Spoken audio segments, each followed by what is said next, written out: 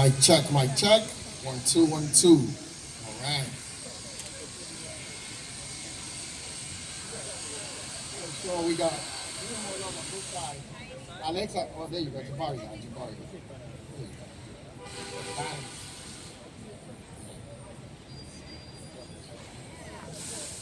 Good morning. We're about to start in 1 minute. Thank you so much for being here. And sorry for asking, well, not sorry, but I had to ask for everybody to move their vehicles from the plaza. It is a park, and we want to make sure that we are just staying true to what we believe in. So thank you for moving.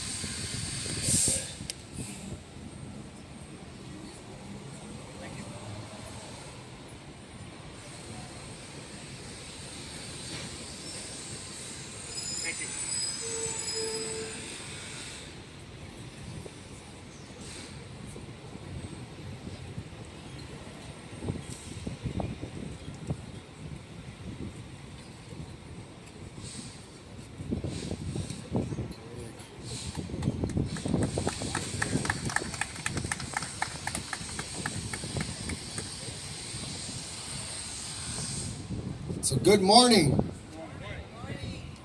My name is Antonio Reynoso, and I am the president of the greatest borough in the city of New York, which is Brooklyn, first and foremost. It's a bittersweet moment to be here this morning, but I'm very grateful to everybody that's here behind me. Today, we are going to clarify a few things, some misconceptions about who is fighting to solve this problem. You see, some folks in the federal government think that this is a Mayor Adams versus the Biden administration fight. And this couldn't be further from the truth. This is New York versus the Biden administration. You might have heard from Mayor Adams, but today you're gonna feel New York. You might not know who some of these folks are behind me or who I am, but allow me to reintroduce myself. I am Antonio Reynoso, and I'm one of the leaders of the progressive movement in New York City. I'm standing with Democrats along the full spectrum of ideologies. Heck, we even have some Republicans with us here. Because this is not only the mayor telling you to step up, we're all telling you to step up. You see, it is one thing to not be helpful, which the Biden administration has done masterfully. It's a whole new thing to have the Biden administration get in our way. We need to realign political calculations on whether or not assisting us here in New York is a good idea. The Biden administration is gonna find out very quickly that it's politically dangerous to stand against us. We in the city of New York are in crisis. Many folks might not feel it because we're doing the best to house every single person that comes into New York, as is our charter and constitution mandated responsibility. We want the asylum seekers here. We want the migrants here. It is who we are as New Yorkers. But this responsibility on addressing immigration issues falls on the federal government. There are only so many things we could do legally at the state and city level. We can only pass so many laws that tinker at the margins of this problem. But the federal government could deal with the core problem, and they are not. And they've left us to figure it out on ourselves. Now, the mayor and I might disagree on exactly how to get there, but this is not for a lack of effort. This mayor is doing the best he can under the circumstances to solve for this problem. The best he can. The state can do more, but the federal government has been completely absent. Completely absent. I want to be clear. Zero. Their effort amounts to zero. And we need to stand up and make sure that the administration is hearing us. And I'm tired of it just being Mayor Adams versus the administration, because it is not.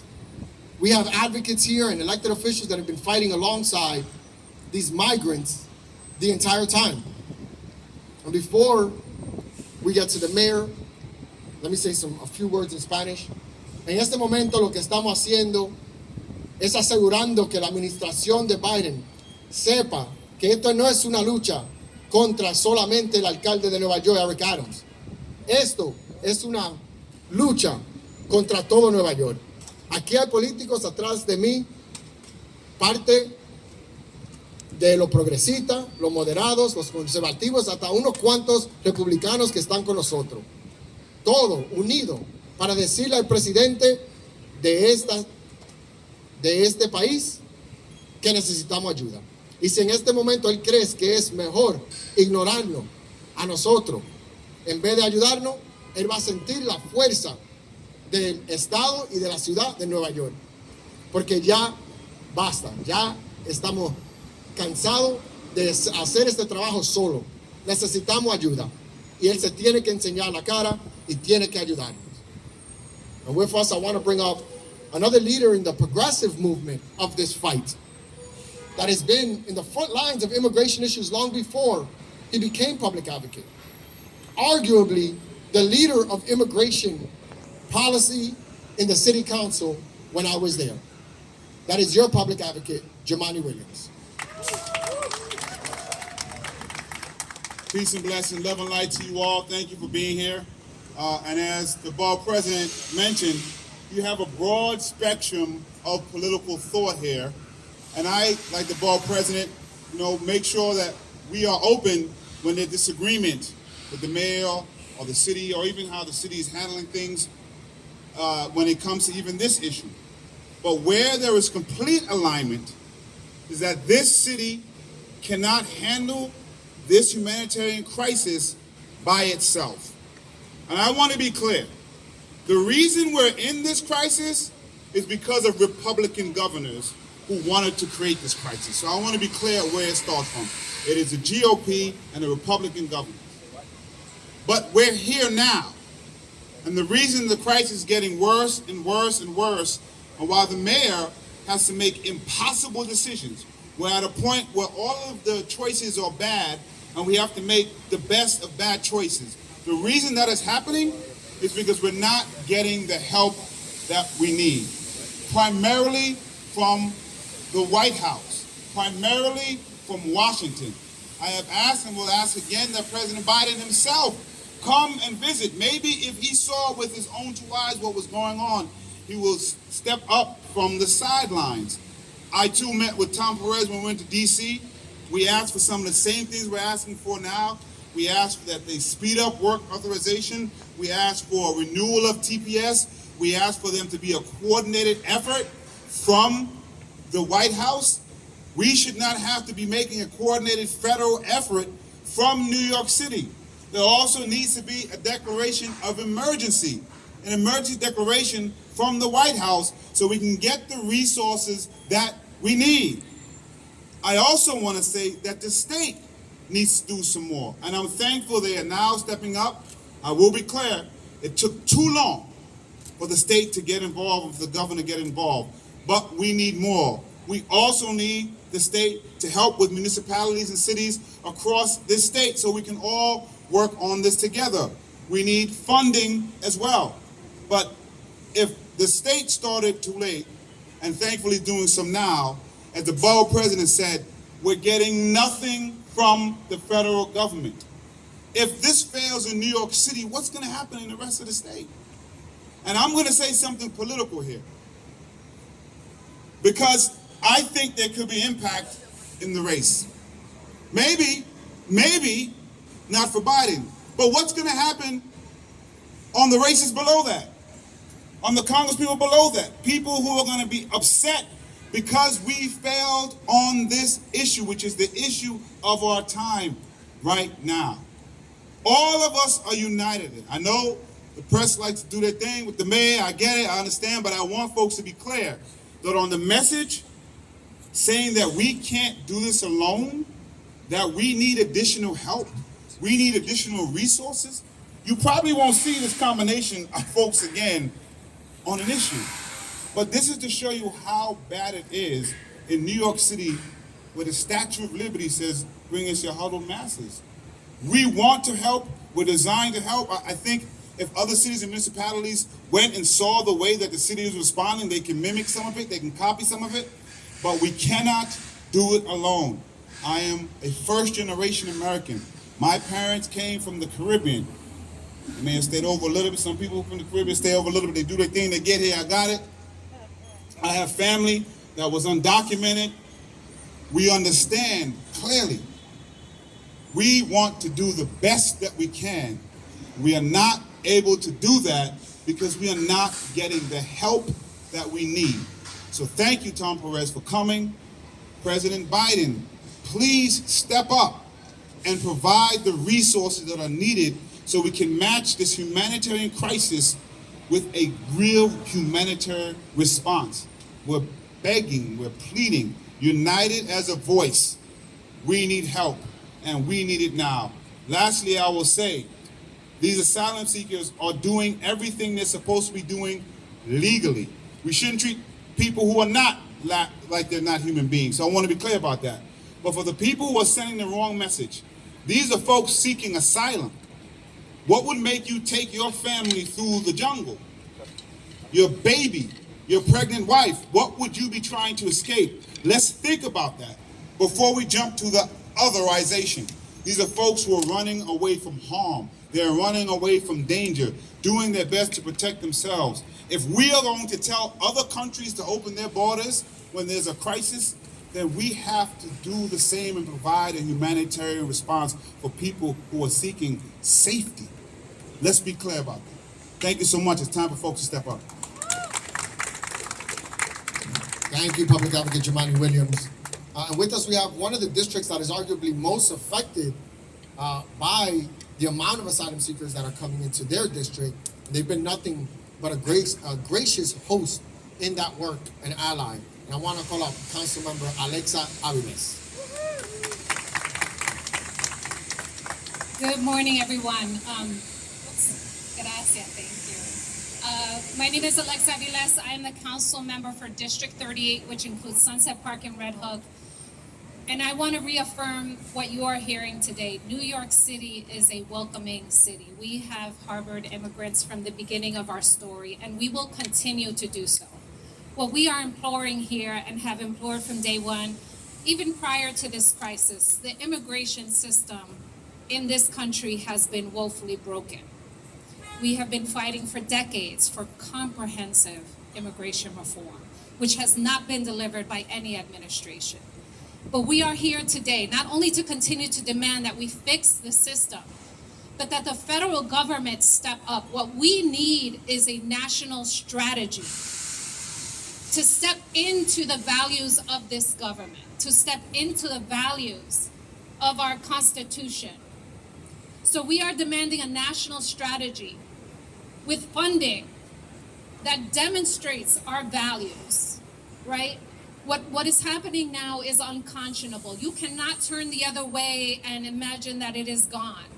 I am very proud of New York City for stepping up and saying this is a welcoming city and reaffirming that with as much resource as possible, but it is not possible to do this alone. So I am here again with my colleagues saying to the federal government, to the Biden administration, you must put forward a national strategy.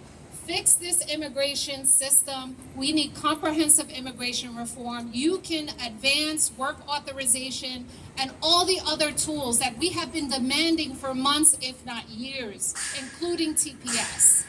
So again, thank you for being here. New York City is a welcoming city. We will not allow dog whistles.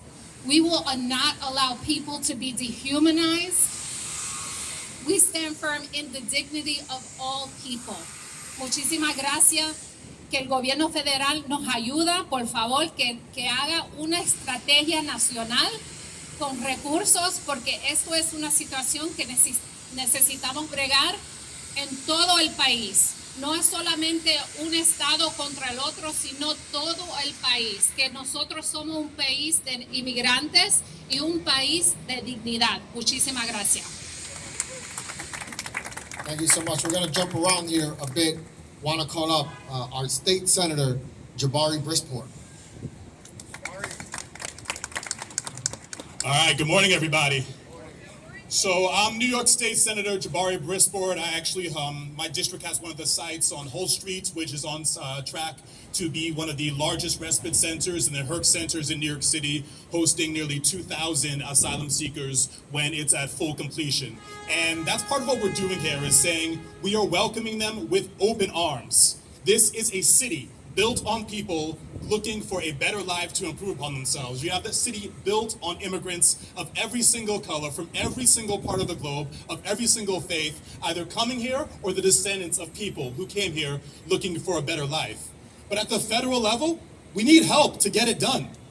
We need, in the immediate term, space. And that means the federal government needs to stop. The White House needs to stop refusing to grant us the use of spaces like Floyd Bennett Field. We also need money. We need funding. And the state government was able to step up with $1 billion. We're going to fight to do more next year in next year's budget. But from the federal government, we have gotten pennies. We need the funding and the dollars to ensure this can be a good transition for the people we are welcoming into New York State. And the last thing, I do want to reiterate what Councilwoman said about expedited work authorization. So many of these people came here ready and willing to work. Some of them walked across the desert. They are ready and willing to work. And we have a White House that is refusing to expedite work authorizations. Don't tell me you care about the economy when you're blocking people from working. Don't tell me you care about public safety when you're blocking people from working. We have labor shortages across so many sectors, in nursing, in childcare, lifeguards, and people are being blocked from working when they're here to work. We need the Biden administration to step up, because when they don't, they hurt all New Yorkers. And we want to help all New Yorkers. Thank you.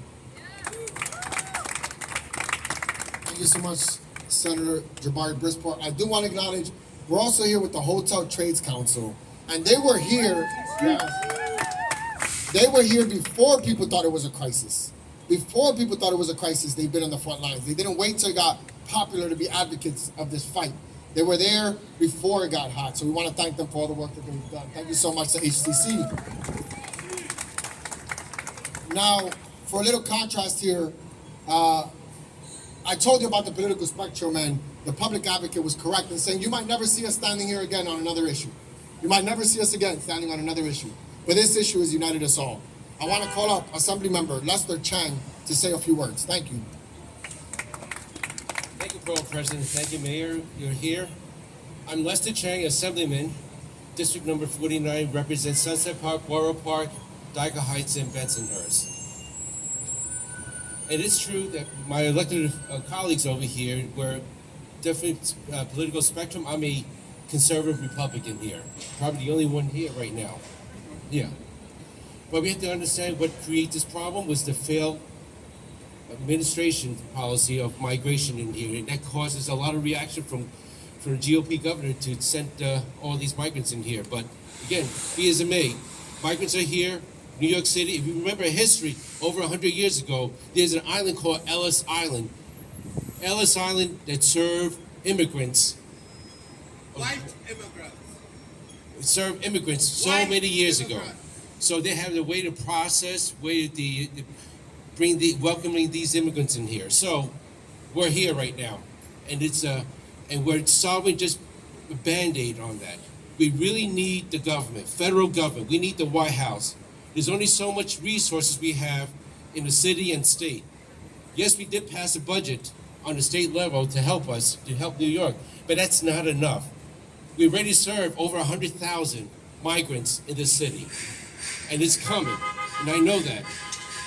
Last Friday, I'm still a naval militia. Last Friday, I attended a senior leadership up in Albany, and our soldiers are preparing migrants to migrate throughout the states. They haven't been tasked, but we're preparing on that. So we need the White House to do two key critical things. First is accelerate the work authorization. They need work. They need to make a living. That's the first thing we need to do. And Biden could do that. He could do with a pen, with executive order. If his former boss, former President Obama, could able to do DACA on executive order, he can do the work authorization. Second, he needs to mobilize. He needs to declare an emergency. so he can fund federal resources for us, for the city. That's what we need to do, two things only from the president himself. And we're ready. And we're willing to help the migrants over here because we're humans. They're here. I'm a first generation born here. My family came from China. I know what's it like to be an immigrant family. So the human thing to do is to get them the resources they need and help the city, because if we don't do it right now, this city is going to be a financial crisis again. Back in the 70s and 80s, we don't need that. So please, whatever you can, the Biden administration must help us, fund us, and support us. Thank you very much. Thank you, Assemblymember Lester Chang. I'm extremely grateful for you to be here and speak on the united front that we have, calling on the Biden administration to finally step up. Next, I want to call up Assemblymember Robert Carroll. Good job, Mr. Mayor. Good morning. I'm Assemblymember Robert Carroll. First, I'd like to thank Borough President Antonio Reynoso for bringing us all together, and Mayor Adams for all the hard work that he and his administration have been doing over the last 6 months as we've confronted this challenge. Without his leadership, without both of your leadership, we would be in much more dire straits. But the facts of the matter are, New York City cannot do this alone. Too often, both the state and the federal government give the short end of the stick to New York City. We are a net provider of resources to both the state and the federal government. It is time for the state and the federal government to provide direct resources for New York City so that we can do the right thing. We can do the humane thing, because New York City is and has always been a city of immigrants, and New York City will continue to be a city of immigrants and continue to be a city that welcomes people from around the world. But we cannot do that humanely and justly if we do not have the resources to treat these folks as human beings and as people who are in dire need of assistance. And so what we need right now is resources, and those resources can only come from two places, Albany and Washington, D.C. I know that myself, and I see Assemblywoman Marcella Mataines and State Senator Jabari Brisport, I know that we're going to try to do our end in Albany. We need our congressional delegation, we need our senators, and we need the president to step up and provide these desperate resources. Again, I want to thank Borough President Antonio Reynoso, I want to thank Mayor Adams, and I want to thank everybody who's here to make sure we get this done and get it done for the people who desperately need these resources. Thank you. And yeah, I want to thank New York City. It's a good call, because the residents of New York City are stepping up. The folks in Brooklyn are stepping up. We're seeing people look for food, for clothing, showing up, some of them giving their apartments. New York City is showing out. We're showing the entire nation. There's no other city in this country that would have taken on 70,000 asylum seekers and migrants and been in the condition that we are now. You know, right now they're all housed. And in the cases where we're getting to the dire end of our capacity to house people, 70,000 people. Do that anywhere else, and you would have 60,000 people out in the streets. And not here. We're doing the best we can. And then I also want to talk about something we haven't talked about yet, is Floyd Bennett Field. The federal government is not giving us any money. The federal government is not authorizing work authorization.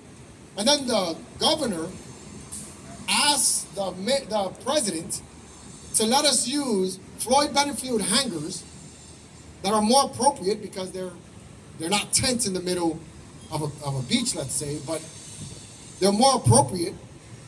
And the federal government tells us no. It's one thing to not help us. It's another thing to get in our way, which is what it seems like the federal government is doing now. Not only are they not wanting to help us, they want to stop us from making progress. It's making it so that people with little are fighting against people with less. That's what they're trying to pit against us. But we're New York. They're in big trouble if they think that we're just going to lay down and take it. And that's what we're saying today. We're standing up to them. Another member in the state who's also, again, ground zero when it comes to the amount. We have the cruise terminal, we have the largest HERC, we have Sunset Park, where all these folks, where a significant amount of migrants are headed. I want to call up Assembly Member Marcela Mitañez.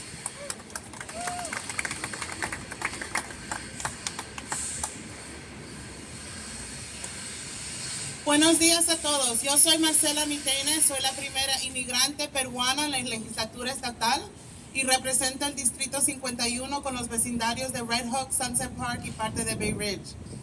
Estamos aquí porque es evidente que este problema necesita los tres niveles de gobierno trabajando juntos. Sabemos que Nueva York es una ciudad de inmigrantes. Estamos con brazos abiertos, bienvenido a la gente nueva. Pero lo que necesitamos son recursos.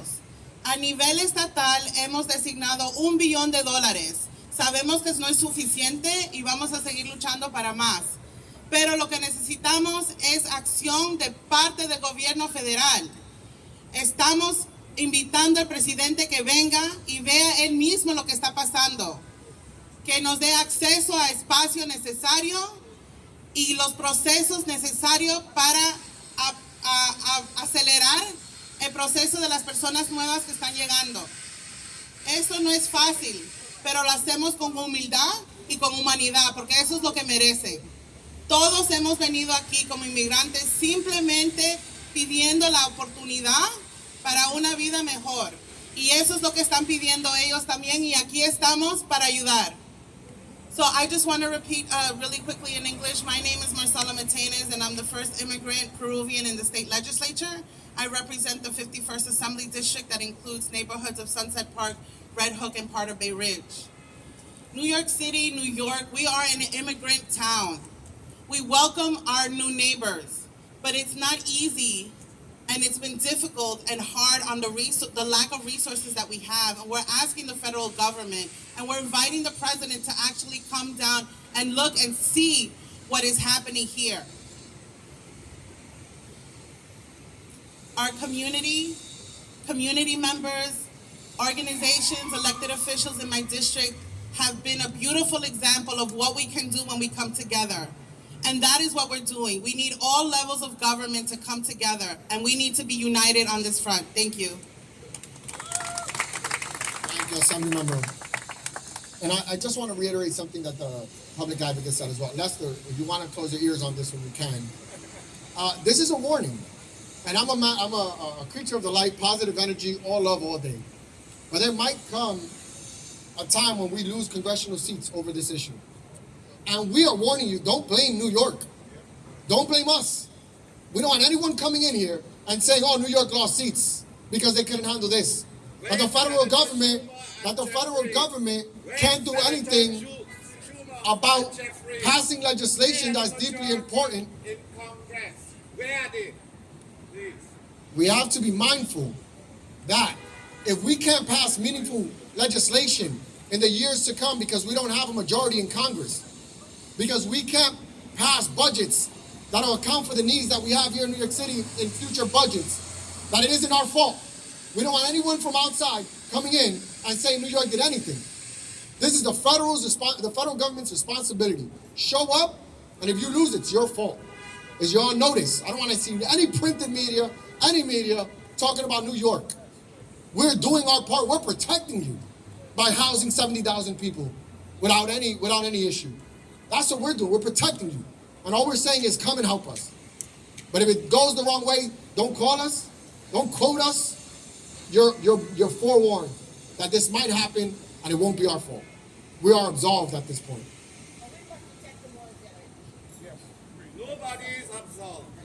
Everyone has to be responsible, all Democrats. All right. The next one is now there are people outside of electeds that are looking to do the best they can, and they've been doing this work long before this became a crisis. We're helping out in the world of immigration, seeking solutions, looking for resources to be able to provide services that we're lacking. And I want to call up those advocates. First, from the New York Immigration Coalition, my brother Theo Moore.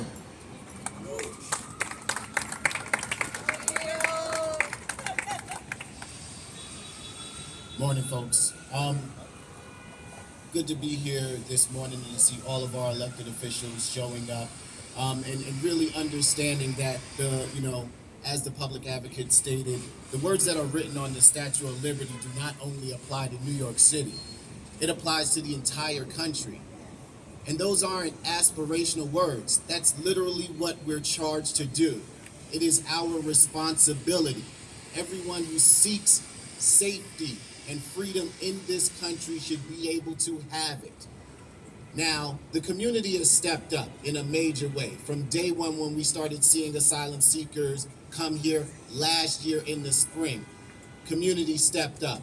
Community organizations, our mutual aid organizations, nonprofits, in a major way. A lot of times, individuals putting up their homes, putting up their own food, when food prices were really skyrocketing, money out of their own pocket. And we understand that it takes government a little bit longer to respond, and eventually New York City stepped up in a major way and has been bearing the brunt of the asylum seekers since the beginning as far as government response. But here we are over a year later, and we're still waiting for a major response from the federal government. And it's taken too long. And New York City can no longer bear the brunt of the responsibility of all of the asylum seekers. We understand that it's our responsibility because folks want to be here. Who doesn't want to be here? Who doesn't want to be in Brooklyn? It's great. It's the summertime. We love it. We got a Biggie statue. But we have to understand that a humanitarian crisis is not the responsibility of one municipality. It actually is the responsibility of the entire country. So we need the Biden administration to step up immediately. We need to expand TPS to all of the countries where we're seeing asylum seekers. And that includes Venezuela, Guatemala, Mali, Mauritania, the Democratic Republic of Congo, Nigeria, Sudan, Senegal. We're seeing folks from all of those nations, and we need TPS call out the countries. It's a lot. So we need TPS expanded to all of those nations. The second thing we need is expedited work authorization so that people can work legally and not have to subject themselves to the abuses of the underground labor market. People don't understand how hard it is to work. People want to actually provide for their families. They want to be self-sufficient. And the Biden administration can give that ability to them right now. And third, we need money. We need funding. We need money specifically for housing support and for legal services so that folks have access to housing, preferably permanent housing, and they have the legal assistance that they need to apply for asylum and really to navigate our overly complex immigration legal system. Those are the things we need first and foremost from the Biden administration. And you see all of our elected officials and advocates calling for it, and we hope he actually heeds our plea. Thank you very much.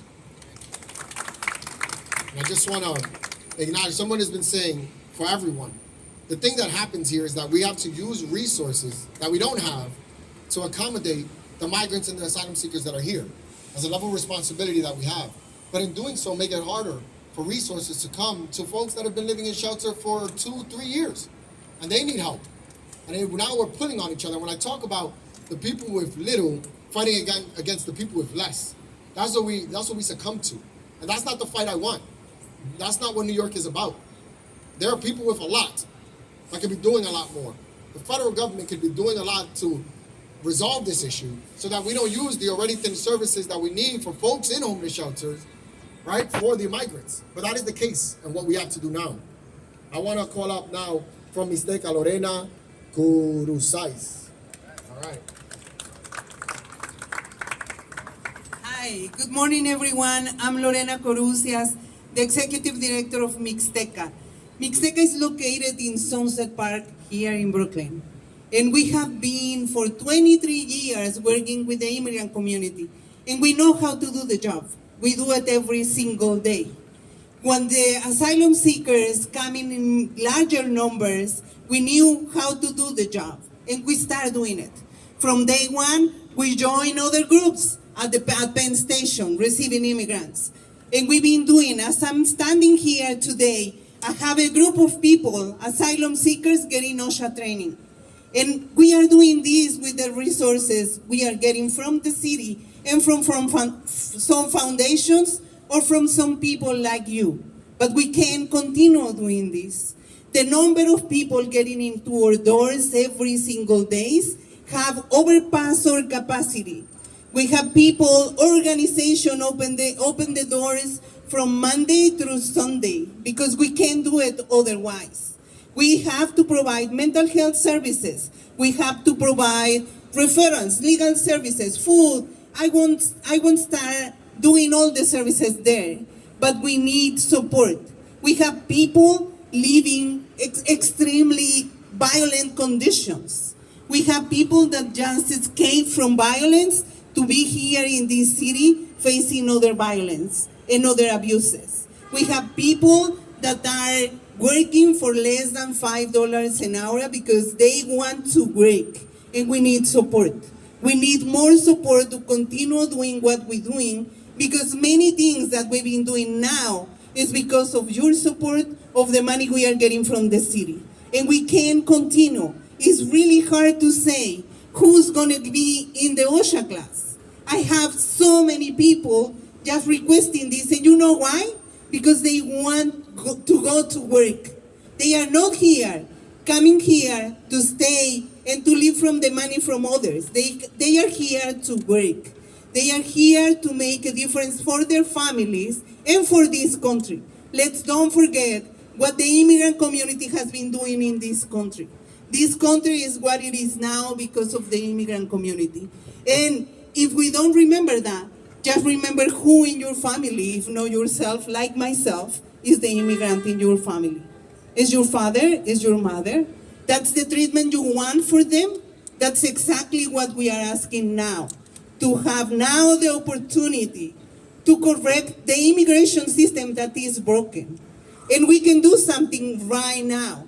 We are demanding the federal government to give us the resources. Look how many people we've been able to serve and to attend so far with the little money we are getting now.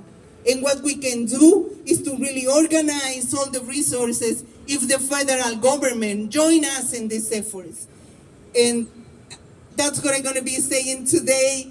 I was about to tell you some story, but I don't want to take too much time. I just want to encourage everyone to join us in this fight. We need the resources. We can let this happen again and again, because the consequences in 5 years, we all gonna experience. Not only the people are there in the city.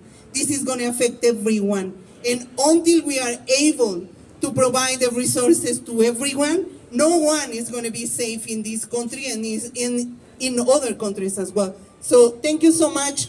Hope you all join us in this fight. We need resources, we need support, and I want to thank everyone that has been there for us, donating or volunteering their time and supporting the community that is already here. So we are asking the federal government to do the same. So thank you, everyone. Thank you for being here. Thank you so much. And now we're going to call up Bridge Street Development Corporation, Gregory Anderson.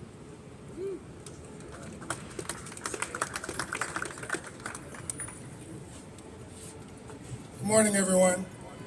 My name is Gregory Anderson, and I have the honor of serving as President and CEO of Bridge Street Development Corporation. We are a community-based, nonprofit, based in Bedford-Stuyvesant, Brooklyn, and Central Brooklyn. One of the finest communities in the greatest borough, in the greatest city on earth. Since last year, Bridge Street Development has been providing one-stop wraparound services, including food and clothing distribution and access to legal, financial, educational, physical and mental health services to thousands of asylum seekers of all ages. And to be clear, these are the services we provide to everyone in our community. We are just widening the circle to let more people in and provide the services to those most in need now. But as the need and cost of these services increase, the need for federal support is critical. So Bridge Street Development stands firmly with Borough President Reynoso, Mayor Adams, our other elected officials, and our other community stakeholders in imploring No, demanding greater federal resources to address this issue. I want to take a moment to thank Mayor Adams and commend his administration for coordinating the efforts of nonprofit organizations throughout the city so that we can have the maximum impact with minimal resources. But we need greater resources. The time to act is now. Thank you very much. And we want to just acknowledge that we've also been joined by representatives of New York Comptroller Brad Lander's office. Jay Vasquez is here. Gregory Kursoff is here from Assemblymember Michael Novikov. Andrew Epstein from Assemblymember Emily Gallagher is here. Brian Keppel from Assemblymember Faris Safant is here. Naomi Hopkins from Councilmember Chio Say is here. Zunetta Ahmed from Senator Iwan Chu is here as well. And we have Samantha Johnson. Oh, Samantha Johnson is here from Congresswoman Nydia Velasquez's office. Okay, and now, you know, some people might have thanked him, and I'm going to hold back on that because I want to make sure that the press gets this. The story might be, after this, the story might be about Mayor Eric Adams, but it shouldn't be. It's about everyone else. We're all fighting this fight. We're all front and center. We are all calling on the federal government. This is not just a Mayor Adams fight. This is a New York fight. And New York is showing up. And when I called on all of these folks here are Brooklyn elected officials. And I'm glad that the mayor didn't forget where he's from, because he's from Brooklyn too. And while there are citywide representatives here, they still remember, they know where they're from, which is Brooklyn. So I want to thank Mayor Adams for coming to this press conference on this issue. And he'll be the last speaker. Your mayor, Eric Adams. I appreciate you and the awesome leadership displayed by Borough President Reynoso and the leadership displayed by Kimani Williams, our public advocate, and all of our colleagues that are here. And I think the most significant aspect of this combined display of electeds across the political spectrum is a real indicator and reflection that even in areas of disagreement, when it's time to defend and uplift our city, we're able to set aside our political philosophies to come together and do the things that's best for the city of New York.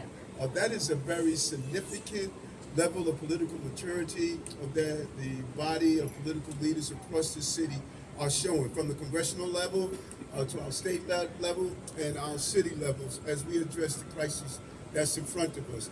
Three quick observations. Number one, the number of individuals who have entered our city, over 100,000. 100,000. I want you, when you leave here today, go Google other cities. Go look at what is happening in other cities as they deal with the crises. New York City is receiving the overwhelming number, but even with the large volume we're dealing with the level of dignity and respect that human beings are deserved. You're not seeing that in other cities. Other cities have struggled. You're looking at tent cities with physical tent structures, people sleeping outside. I went to visit the border in El Paso and made it clear that this is not what we were going to do as a city. Number two, New Yorkers, please don't turn against each other. Don't turn against each other. That is what the enemy wants. We cannot celebrate on Sunday and Friday nights and Saturday in our synagogues, our churches, our Buddhist temples, and our Sikh temples and talk about how great our gods are, yet we leave and use a level of hateful tone and rhetoric. Don't be just a good practitioner or worshiper, be a good practitioner. This city is supposed to be displaying what the God-like spirit is. And it doesn't mean stating that we don't want those people. Because if you would sit down, close your eyes, and reflect on your ancestry, I don't care if you were Irish Americans coming here, if you were Caribbean Americans coming here, if you were African Americans migrating from the South, if you were Jewish, Polish, Indonesian, Chinese, everyone heard this same rhetoric that's coming from the body of hateful people. So history is going to ask, what side were we on? during this very difficult time. So any conversation or tones of saying those people don't deserve here, every ethnic group in this country heard people say those people don't deserve here. Your grandmothers, mothers, and fathers, and even you was said the same tone at one time. Are we going to be part of those who are having that rhetoric, or are we going to be part of those that did for our families as we made the movement forward? This is not a New York City problem. This is a national problem. 100,000 people, over $12 billion will be spent over a 3-year period. Those $12 billion are going to come from somewhere. It's going to come from our school services. It's going to come from our streets. It's going to come from what we provide to children, what we provide for those New Yorkers who are struggling every day, our housing populations, issues that we faced long before this. Yes, we've navigated COVID. Yes, we have a recovery in our jobs. Yes, we are dealing with the other issues the city faced coming out of COVID.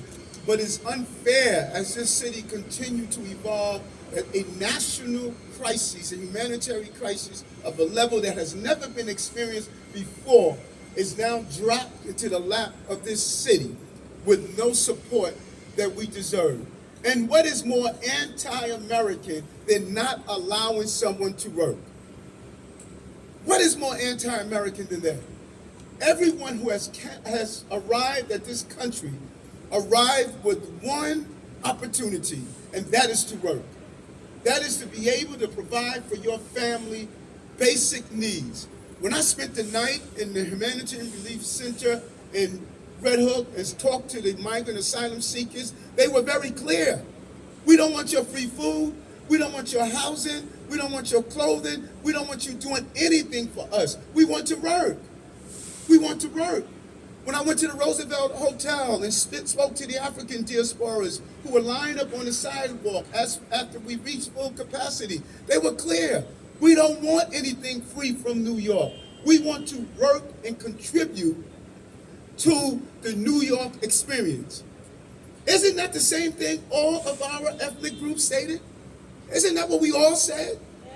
Then we all come here. Some of us worked in factories. Some of us worked in terrible, deplorable conditions. Some of us worked in building railroads. Some of us worked with fruit stands and food stands. Some of us were cleaners. Some of us were operators. Some of us did some of the basic menial tasks so that one day we can reach the level that we can provide for our family. So what is wrong with them having the right to work? There's no reason the national government is not staying true to the basic principle of the American experience to allow you the right to work. It is unacceptable. It's unacceptable that they cannot work.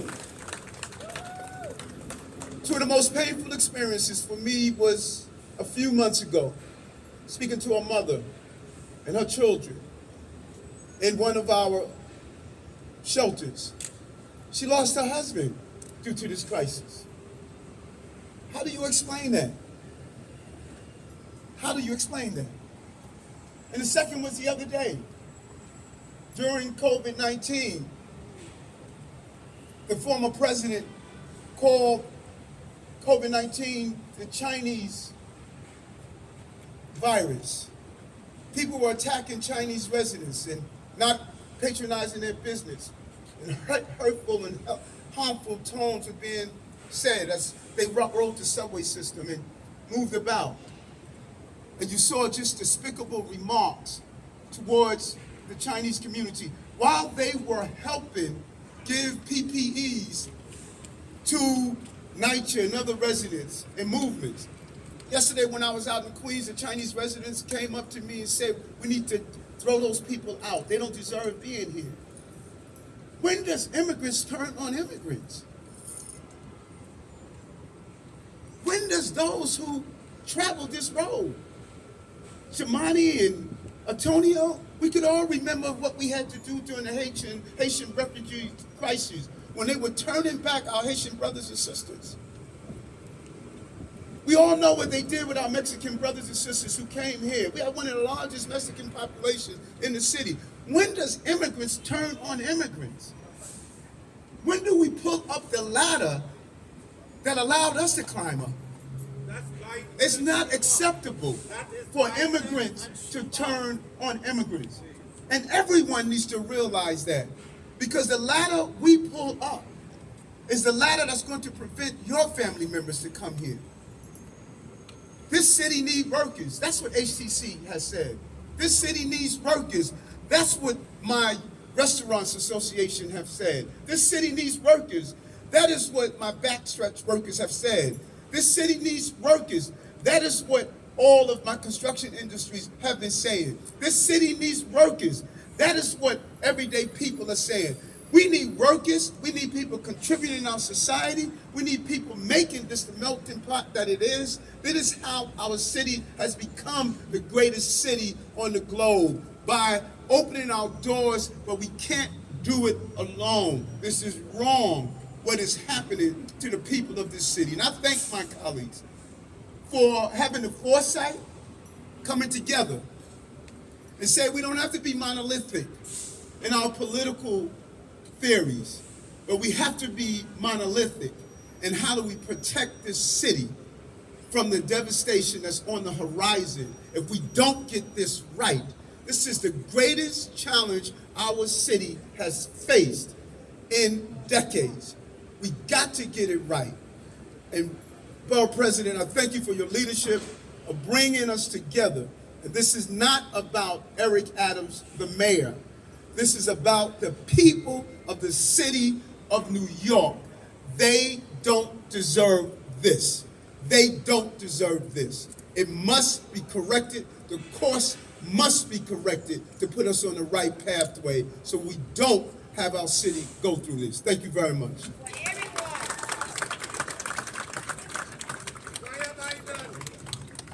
I feel like we've been through quite a bit here, and I think we were already clear on our message. So I'm going to limit questions.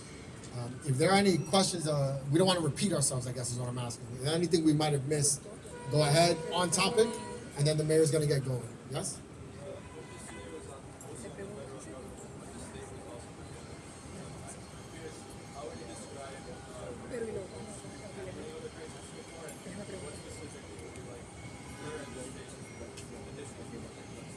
Yeah, I think we talked about people with little fighting against people with less. I do want to say, look, the state is, Jamani Williams, the public advocate, said it, they came in late in the game. But they provided $1 billion. They're advocating to use Floyd Bennett Field. There's efforts being made. It's better late than never. So we want to be careful about making this an equitable argument that the state isn't anywhere near the level of the federal government when it comes to the work that they're doing. There is so far apart. And there's one is finally showing up, is showing that they want to be there, has committed to $1 billion, I think, next year minimum in their next budget. There's an effort there. The federal government's done zero. And we want to be very careful not to equate the levels of lack of participation in this effort between the state and the federal government. Again, it doesn't absolve the state. They do have work to do. They do need to do more. The mayor, we can do more here too. But when you compare the efforts that the mayor is putting forth, the effort that the state is putting forth, there's nowhere, we can't even touch that before we talk about the federal government. So I want to make sure that that is very clear as well. Any other questions? Yeah, Borough President. Right after him, we'll go here. I was wondering if you can elaborate a little bit on the fear that you have that congressional seats might be lost over this issue. Which congressional seats do you think could be lost? And can you also explain why you think this specifically can result in that? Yeah, this is, remember, we just talked about us versus them, right? What ends up happening in political races is that they look for the common denominator. They look to center fear around how people get elected. And we've seen that with the GOP. They fight cultural wars versus policy wars. And what's going to happen is that in Long Island, it's like, oh, we're going to have migrants coming into your neighborhood, and use that fear, right, to pit us against them to be able to win races that would be very close in Long Island, in upstate, and we need those seats. So I want to be very clear that this can be used against the Democratic Party during these congressional races. We've seen them do a lot worse with a lot less. Any other questions? Yes, sir.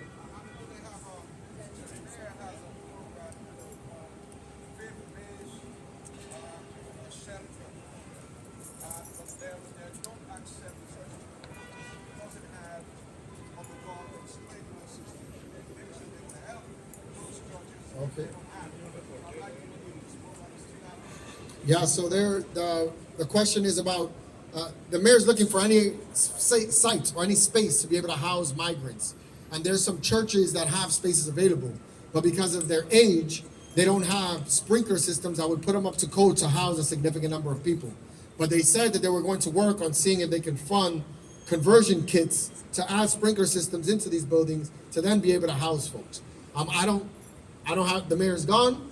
What I can do before you leave, we're going to leave you our information. And if you have a place of worship that you think might be ideal but might need those conversions to happen, we'll see if we can connect you to the resources to try to get that active as soon as possible. This is going to be the last question.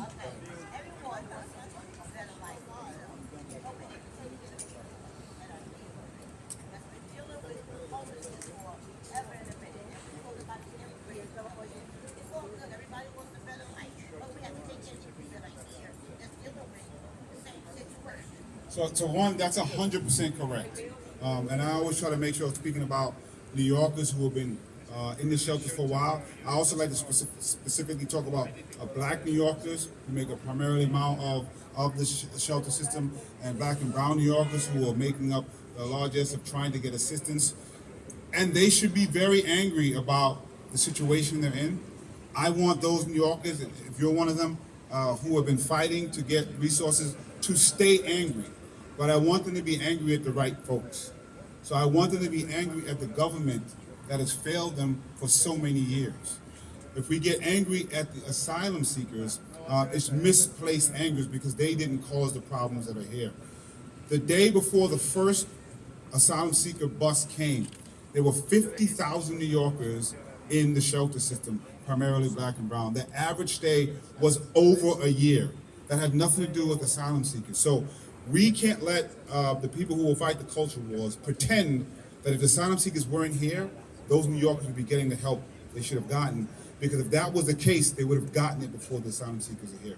So I want everybody to hold on to their anger because it is righteous anger. And many of us have been fighting for those New Yorkers for a very long time, and we will continue. As a matter of fact, if we had helped those New Yorkers, particularly with housing, this crisis wouldn't have been as bad as it is right now. So I want to be clear about that. So please hold on to their anger, but don't aim it at the folks that we shouldn't be aiming it at. Let's try to help everyone. Let's focus it on city, state, and federal government that has failed everybody for such a long time. Thank you. Thank you so much. And don't forget to spread love. It's the Brooklyn way. Thank you so much.